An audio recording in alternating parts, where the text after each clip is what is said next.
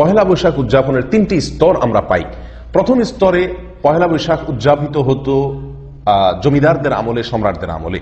জমিদাররা তাদের সাধারণ মানুষের কাছ থেকে যে ট্যাক্স বা খাজনা সংগ্রহ করত ফসলের, সেটা চৈত্র মাসের শেষে, বছরের শেষে খাজনা সংগ্রহ করা হয়ে গেলে আনন্দ স্বরূপ, উৎসব স্বরূপ খুশি হয়ে তারা পহেলা বৈশাখে মানুষের মাঝে মিষ্টি বিতরণ করতেন এবং সাধারণ মানুষও সে মিষ্টি সানন্দে গ্রহণ করতেন এবং নিজেরা আনন্দ ভাগাভাগি করতেন, কারণ খাজনা রাজনা পরিশোধ হয়ে গেছে, তাদের মধ্যেও একটা নির্ভার একটা ভাব চলে আসতো।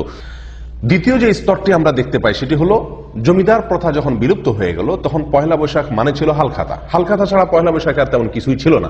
সারা বাংলাদেশে আনাচে কানাচে, শহরে বন্দরে সব জায়গায় সকল দোকানদাররা পহেলা বৈশাখ উপলক্ষে দোকানকে সাজগোজ করিয়ে যে সমস্ত ক্রেতারা সারা বছর বাকি নিয়েছেন তাদেরকে উৎসাহ দিতেন, তাদেরকে জন্য কার্ড বিতরণ করতেন, দাওয়াত দিতেন, যাতে পহেলা বৈশাখ সকালে এসে দোকানে তাদের পূর্বের দেনা পরিশোধ করে নতুন খাতা খোলেন এবং হালনাগাদ করেন তাদের দেনা পাওনার হিসাব নিকাশকে, এবং এই উপলক্ষে কিছু মিষ্টি মন্ডা ইত্যাদি খাওয়ানোর ব্যবস্থা করতেন। সবার ভিতরে এক ধরনের আনন্দের আবহ ছিল। এটার মধ্যেও কোনো জাতীয় ভাব ছিল না, বরং এটাও নিছক সামাজিক একটি আনন্দ, সামাজিক একটি উৎসব হিসাবে উদযাপিত হতো। এ ছিল পহেলা বৈশাখের দ্বিতীয় ধাপ বা দ্বিতীয় স্তরের ইতিহাস। এরপরে শুরু হলো তৃতীয় স্তরে পহেলা বৈশাখ উদযাপনের চিত্র, যেটি আজকে আমরা দেখতে পাচ্ছি। এটি শুরু হয়েছে 1989 সালে। আপনি উইকিপিডিয়াতে যদি সার্চ দেন দেখবেন সেখানে বিস্তারিত তথ্য আছে এবং এ সম্পর্কে বিভিন্ন বই পুস্তকেও তথ্য পাওয়া যায়। 1989 সালে সর্বপ্রথম ঢাকা বিশ্ববিদ্যালয়ের চারুকলা ইনস্টিটিউটে বেশ কিছু তরুণ শিক্ষার্থীর উদ্যোগে সর্বপ্রথম এই নতুন আঙ্গিকে বা নতুন ভাবে পহেলা বৈশাখ উদযাপন শুরু হয়। আর এদের মূলে যারা ছিলেন সংগঠক হিসাবে, তাদের মধ্যে অন্যতম ছিলেন কলকাতার বারোদার একজন শিক্ষার্থী, যার নাম ছিল তরুণ ঘোষ। এই তরুণ ঘোষ মূল নেতৃত্বে থেকে আরো কিছু যুবক শিক্ষার্থী তারা মিলে এই পহেলা বৈশাখকে নতুন ভাবে উদযাপনের চিন্তা ভাবনা তারা আবিষ্কার করলেন এবং এটা তারা চারুকলা থেকে শুরু করলেন। আর সেটি ছিল আনন্দ শোভাযাত্রা বের করা। অর্থাৎ পহেলা বৈশাখে সকালে চারুকলা থেকে একটা আনন্দ শোভাযাত্রা বের করে কিছুদূর প্রদক্ষিণ করে ঢাকা শহরের বিভিন্ন জায়গায় ঘুরে আবার সেটা চারুকলা এসে শেষ হতো। এই শোভাযাত্রায় তরুণ ঘোষ কলকাতা যেভাবে দেখেছেন ঠিক তারই আদলে হিন্দুদের বিভিন্ন প্রতিমা, তাদের বিভিন্ন দেবদেবীর বাহন, বিভিন্ন জীবজন্তুর মুখোশ, এগুলোকে সেই শোভাযাত্রায় তারা বহন করত। কিছুদিন যেতে না যেতেই এই আনন্দ শোভাযাত্রাকে নামটিকে পরিবর্তন করে দেওয়া হলো মঙ্গল শোভাযাত্রা। অর্থাৎ এটি কিছুদিনের মধ্যে পরিবর্তিত হয়ে এসে গেল এটার ভিতরে এমন একটি নাম যে নামটির সঙ্গে হিন্দু ধর্মের বিশ্বাস, তাদের পূজা একেবারে সরাসরি জড়িত, অর্থাৎ মঙ্গল শোভাযাত্রা নাম দেওয়া হলো এবং মঙ্গল শোভাযাত্রা উদযাপন শুরু হলো। আর এই মঙ্গল শোভাযাত্রা এটাই হলো পহেলা বৈশাখের আজকের যুগে সবচাইতে বড় আয়োজন এবং সবচাইতে বিশাল আয়োজন। মঙ্গল শোভাযাত্রাটা কি? মঙ্গল শোভাযাত্রাটা হলো মূলত পহেলা বৈশাখের সকালে নারী পুরুষ সকলে মিলে ঢোল এবং তবলার তালে তালে রাস্তায় বের হয়ে মিছিল করা, র্যালি বের করা, শোভাযাত্রা বের করা, উদ্দেশ্য মঙ্গল প্রার্থনা করা। অর্থাৎ এই রাস্তায় বের হলে, মিছিল বের করলে ঢোল তবলা বাজাতে বাজাতে নারী পুরুষ একসাথে মিলে মিশে এবং সেখানে বেশ কিছু প্রতিমা, বেশ কিছু পশু পাখি, বেশ কিছু প্রাণীর ছবি, মুখোশ এবং তাদের প্রতিমা, এগুলোকে বহন করা হয়। উদ্দেশ্য এই শোভাযাত্রার মাধ্যমে যেন আমাদের জীবনে বরকত আসে, কল্যাণ আসে, বিপদ আপদ দূর হয়, এই উদ্দেশ্যে এই শোভাযাত্রা বের করা হয়। অমঙ্গল শোভাযাত্রা অর্থাৎ মঙ্গলের জন্য বা মঙ্গলের উদ্দেশ্যে শোভাযাত্রা বের করা। সম্মানিত দর্শক ভাই বোনেরা, এই মঙ্গল শোভাযাত্রায় যে সমস্ত মুখোশ বা যে সমস্ত প্রতিমা ব্যবহার করা হয়ে থাকে, এই মুখোশ এবং প্রতিমাগুলো আসলে কি? এগুলোকে নিছক আর্ট হিসাবে, এগুলা কি নিছক সৌন্দর্য হিসাবেই বহন করা হয়? উত্তর হলো জি না, এটিকে নিছক সৌন্দর্য হিসাবে, নিছক আর্ট হিসাবে ব্যবহার করা হয় না, বরং যে সমস্ত প্রাণীর মুখোশ অথবা প্রতিমা বহন করা হয়ে থাকে মঙ্গল শোভাযাত্রা, আমরা একটি একটি করে যদি খোঁজ খবর নেই তাহলে দেখতে পাবো তার প্রতিটি প্রতিমা, প্রতিটি মুখোশই হিন্দুদের কোনো না কোনো দেবতার সঙ্গে, হিন্দুদের কোনো না কোনো পুজোর সঙ্গে সরাসরি জড়িত। তার ভিতরে সবচাইতে বেশি যে মুখোশগুলো দেখা যায় তার অন্যতম হলো পেঁচা। এই পেঁচা সম্পর্কে হিন্দু ধর্মের বিশ্বাস অনুযায়ী এই পেঁচা হলো মঙ্গলের প্রতীক, মঙ্গলের প্রতীক, এবং শুধু মঙ্গলের প্রতীকই নয়, এটা হলো তাদের অন্যতম একজন দেবতা লক্ষ্মীর বাহন। লক্ষ্মীর বাহন অর্থাৎ এই পেঁচার মুখোশ বহন করলে লক্ষ্মী আসবে, মঙ্গল আসবে, কল্যাণ আসবে। এটা হলো হিন্দুদের একটি বিশ্বাস। সেই হিসেবে মঙ্গল শোভাযাত্রাতে প্রচুর পরিমাণে আপনি দেখবেন পেঁচার মুখোশ বা ছবি বহন করা হয়। ঠিক তেমনি ভাবে ইঁদুর, এটা হলো গণেশের বাহন হিন্দু ধর্ম বিশ্বাস অনুযায়ী। হনুমান হলো রামের বাহন। হাঁস, এটা হলো সরস্বতীর বাহন। আপনি মঙ্গল শোভাযাত্রায় হাঁস দেখতে পারবেন অনেক পরিমাণে। তেমনি ভাবে হাতি এবং বাঘ এবং সিংহ, এগুলো হলো দুর্গার বাহন। আপনি মঙ্গল শোভাযাত্রায় প্রচুর পরিমাণে বাঘ সিংহের মুখোশ আপনি দেখতে পাবেন, এটা হলো দুর্গার বাহন। গাভী, এটা হলো রামের সহযাত্রী। ময়ূর, এটা হলো কার্তিকের বাহন, এটাও আপনি দেখতে পাবেন মঙ্গল শোভাযাত্রায়। খেপা ষাঁড় বা ক্ষিপ্ত ষাঁড়, এটা হলো শিবের বাহন, এটাও আপনি দেখতে পাবেন মঙ্গল শোভাযাত্রায়। এছাড়াও সূর্য দেবতা হিন্দুদের অন্যতম একটি দেবতা। আপনারা মঙ্গল শোভাযাত্রাতে সূর্যের মতো কিছুটা মানুষের মাথার মতো দেখতে পাবেন। প্রচুর পরিমাণে এই প্রতীকটা মানুষ বহন করে থাকে। এগুলো নাকি মঙ্গলের প্রতীক। সম্মানিত দর্শক ভাই বোনেরা, এই হলো মঙ্গল শোভাযাত্রার মোটামুটি একটি চিত্র, যেটি আমি আপনাদের সম্মুখে তুলে ধরার চেষ্টা করেছি। এই মঙ্গল শোভাযাত্রায় যেই প্রতিমাগুলো বা যেই মূর্তিগুলো, যে ছবিগুলো বহন করা হয়ে থাকে, এগুলো যে নিছক সৌন্দর্যের অংশ নয়, এগুলো যে নিছক আর্টের জন্য নয়, এগুলো বহন করা হয় এক ধরনের উপাসনা হিসাবে, এক ধরনের প্রার্থনার অংশ হিসাবে।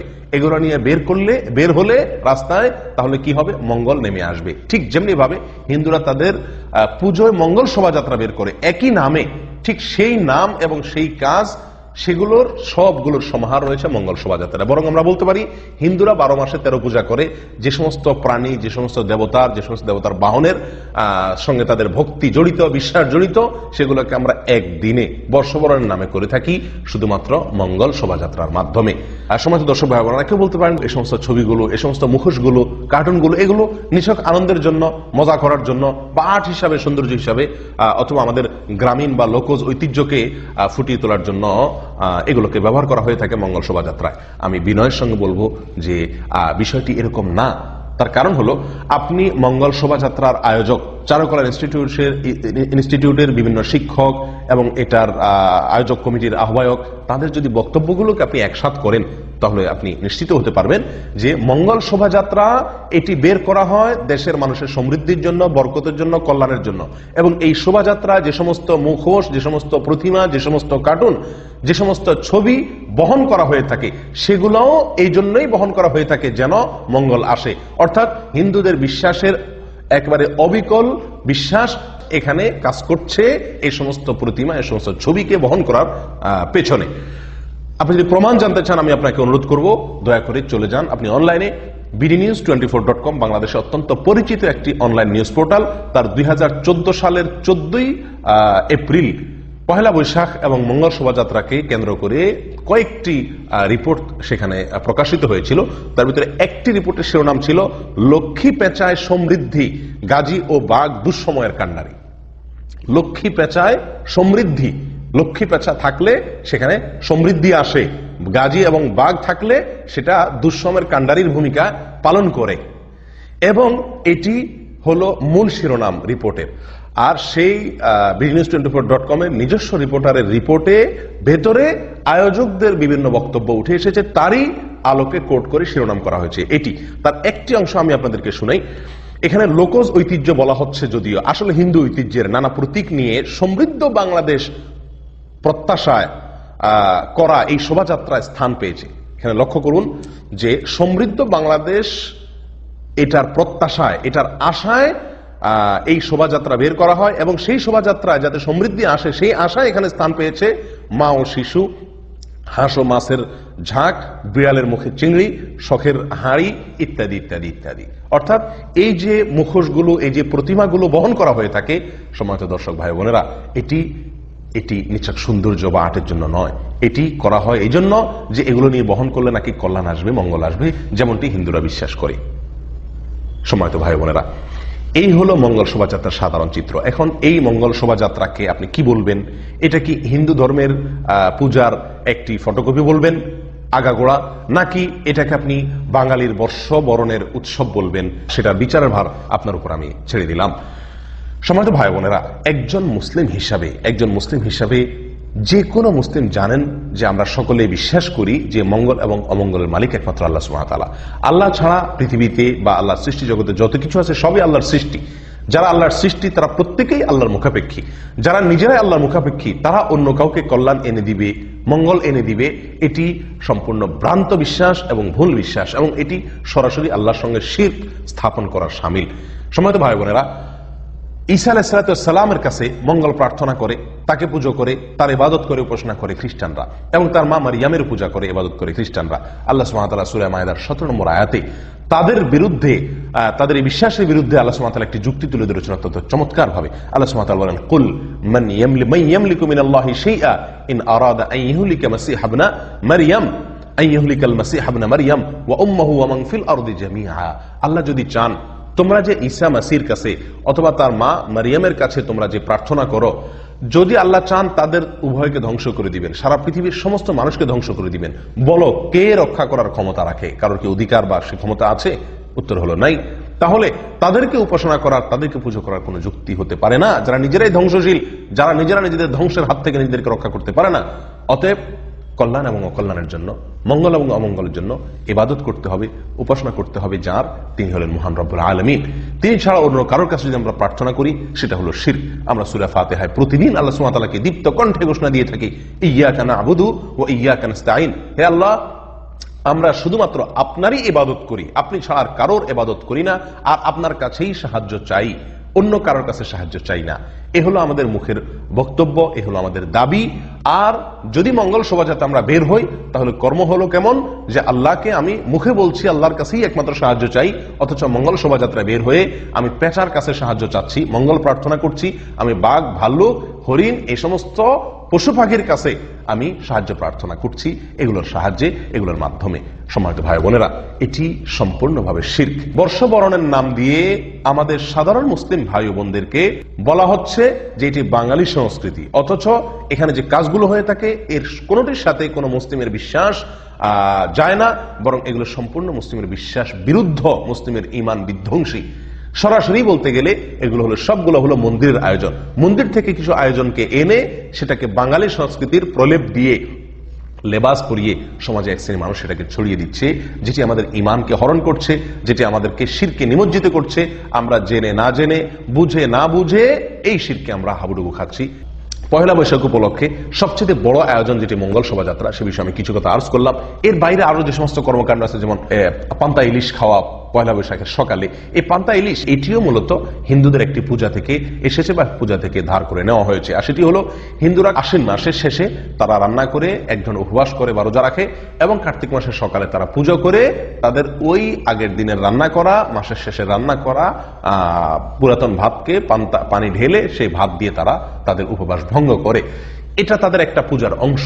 ঠিক তারই আদলে বাঙালি সংস্কৃতির নাম দিয়া পহেলা বৈশাখের সকালে আপনার চৈত্র মাসের দিনের রান্না করা ভাতে পানি ঢেলে এটাকে পান্তা করে তারপর এটা খাওয়া হয়, এবং এটাকে বাঙালি সংস্কৃতি হিসাবে প্রচার করা হয়। মূলত এটারও পেছনে রয়েছে হিন্দুদের একটি ধর্মীয় বিশ্বাস, হিন্দুদের একটি পূজা। ঠিক তারই আদলে চৈত্র সংক্রান্তি একটি পূজাই আছে পৃথকভাবে হিন্দুদের, অথচ বর্ষবরণের নামে চৈত্রের শেষ দিনে কিছু আইটেমের রান্না মহিলারা করে থাকেন, এবং এটাকে বলা হয় চৈত্র সংক্রান্তি। অথচ এই চৈত্র সংক্রান্তি আর এই রান্না, এটার একটি পূজাই আছে হিন্দুদের আলাদা একটা বিশেষ সময়ে, যেটি আপনি অনলাইনে সার্চ দিলে তার বিস্তারিত তথ্য জানতে পারবেন। একইভাবে ঢোল তবলার তালে তালে হিন্দুদের পূজা অনুষ্ঠিত হয়ে থাকে। আমরা জানি পহেলা বৈশাখ, এখানেও ঢোল তবলার তালে তালে তো সবকিছু হয়ে থাকে। একইভাবে হিন্দু মেয়েরা সাধারণত কপালে তাদের লম্বা সিঁদুর, লম্বা দাগ দিয়ে সিঁদুর তারা রাখেন, এবং এটা হলো তাদের ধর্মীয় একটি আলামত। পহেলা বৈশাখ উপলক্ষে বাঙালি মহিলাদেরকে, মুসলমানদের কপালেও লাল টিপ লাগানোর একটি কালচার, একটি সংস্কৃতি, এটাকে প্রমোট করা হয়, প্রচার করা হয়, এবং অনেক মেয়েরা এটা করে থাকেন। এটি মূলত হিন্দুদের অন্ধ অনুকরণ, নিঃসন্দেহে। সম্মানিত ভাইরা, একইভাবে আপনি লক্ষ্য করবেন যে কুলা এটা পহেলা বৈশাখের অন্যতম একটি আইটেম। পহেলা বৈশাখের আপনি মঙ্গল শোভাযাত্রা বলেন বা অন্য কিছু বলেন, দেখবেন যে হাতে কুলা আছে। নিঃসন্দেহে কুলা আমাদের বাঙালি জাতির ঐতিহ্য, কিন্তু কুলা ছাড়া তো আরো বহু কিছুই আছে। আপনারা অনেকেই জেনে থাকবেন, হিন্দুদের যে পূজা হয়, এই পূজার ক্ষেত্রে তারা প্রতিমার সামনে যে সমস্ত জিনিস উপস্থাপন করে, সেটা কুলায় করে তারা উপস্থাপন করে সাধারণত। অর্থাৎ কুলায় করে কিছু বহন করা, এটা পূজার একটি আলামত। ঠিক ওইটাকেই পহেলা বৈশাখে কপি পেস্ট করা হয়েছে। ঢোল তবলা হিন্দুদের পূজার তালে তালে ঢোল তবলার প্রয়োজন হয় এবং সেটাকে পহেলা বৈশাখে কপি পেস্ট করা হয়েছে। চৈত্র সংক্রান্তি একটি পূজাই আছে, সেটাকে আমাদের পহেলা বৈশাখে এনে বর্ষবরণের নাম দিয়ে এখানে কপি পেস্ট করে দেওয়া হয়েছে। মঙ্গল শোভাযাত্রা হিন্দুদের পূজার একটি অন্যতম অংশ, সেটাকে এনে বর্ষবরণের নামে কপি পেস্ট করে দেওয়া হয়েছে আমাদের এই পহেলা বৈশাখ উপলক্ষে। একইভাবে আপনার সিঁদুর হিন্দু মেয়েদের অন্যতম একটি নিদর্শন, সেটাকে লাল টিপের আদলে আকারে এনে কপি পেস্ট করে দেওয়া হয়েছে পহেলা বৈশাখ উপলক্ষে। সম্মানিত ভাই বোনেরা, কোথায় চলে যাচ্ছি আমরা, কোথায় আমাদেরকে নিয়ে যাওয়া হচ্ছে? এই উৎসবটিকে জাতীয় উৎসব এবং এটাকে আমাদের বাঙালি জাতির সবচেয়ে বড় উৎসব হিসাবে প্রচার করা হচ্ছে দীর্ঘদিন থেকে, এবং বলা হচ্ছে এটা নাকি সার্বজনীন উৎসব। তাহলে ঈদ, দুই ঈদ, এটা সিরিয়াল নম্বর কত? অর্থাৎ এগুলো অনেক পরে, এটা হলো সবচেয়ে বড় উৎসব। এটি অত্যন্ত আফসোসের বিষয়, অত্যন্ত আক্ষেপের বিষয় যে ঈদের বিপরীত হিসাবে, বিকল্প হিসাবে ঈদের চাইতে শক্তিশালী উৎসব হিসাবে প্রমাণ করার, দাঁড় করানোর একটি অপচেষ্টা এক শ্রেণী মিডিয়া করে থাকে এবং রীতিমতো তারা প্রচার করে থাকে এটি হলো বাঙালি জাতির নাকি সবচেয়ে বড় উৎসব। এবং এটাকে জাতীয় উৎসবের স্থান দেওয়ার জন্য যা যা করা দরকার তার সবকিছু করা হয়। ঈদের আদলে ঈদে যেরকম নতুন পোশাক, ভালো পোশাক পরার নির্দেশ আছে বা আমরা সবাই পরে থাকি, তার আদলে পহেলা বৈশাখ উপলক্ষে পোশাকের ভালো বা নতুন পোশাক পরিধান করার একটা কালচার চালু করা হলো। ঈদে যেরকম আমরা ভালো খাবার গ্রহণ করি, এখানেও ভালো খাবার বা ভিন্ন খাবার, ব্যতিক্রম খাবার গ্রহণের একটা কালচার চালু করা হলো। ঈদে যেরকম বোনাস আছে, এখন আবার বৈশাখ উপলক্ষে বৈশাখী বোনাসও চালু করা হলো।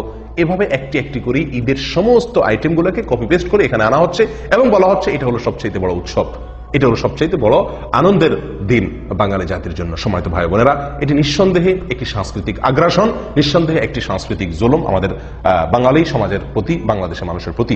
আমাদের সকলকে এই বিষয়ে সচেতন হতে হবে, আমাদের সকলকে এই বিষয়ে সাবধান হতে হবে। এই কালচার আমাদের কালচার নয়, এটি হিন্দুদের কালচার, এটি হিন্দুদের সংস্কৃতি। বাঙালি সংস্কৃতির নামে এটি আমাদেরকে গেলানো হচ্ছে, আমাদেরকে খাওয়ানো হচ্ছে। নিঃসন্দেহে এর পরিণাম ভয়াবহ। এর ফলে আমাদের ঈমান হারা হতে হবে এবং আমাদের চেতনা শূন্য হতে হবে এবং আমাদেরকে জাহান্নামমুখী হতে হবে। আল্লাহ তাআলা আমাদের সকলকে হেফাজত করেন, আমাদের জাতিকে হেফাজত করেন। ওমা তৌফিক ইল্লা বিল্লাহ। আসসালামু আলাইকুম ওয়া রাহমাতুল্লাহি ওয়া বারাকাতুহু।